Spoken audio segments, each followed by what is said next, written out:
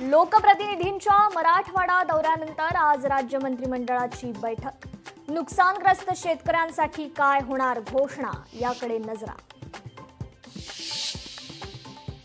गेले काही दिवस सातत्याने कोसळणाऱ्या मुसळधार पावसाने मुंबई आणि आसपासच्या उपनगरात घेतली आज विश्रांती। कोयना धरण परिसरात भूकंपाचा धक्का। रात्री 12:09 बसला धक्का। जीवितहानीचं वृत्त नाही। साताऱ्याचा शाही दसरा रद्द।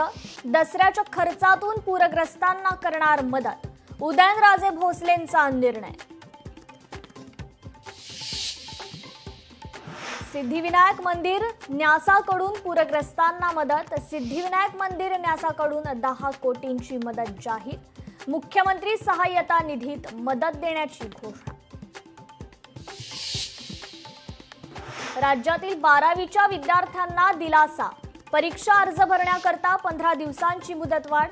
पूरस्थितीमुळे अर्ज भरण्यास 20 ऑक्टोबरपर्यंत मुदतवाढ।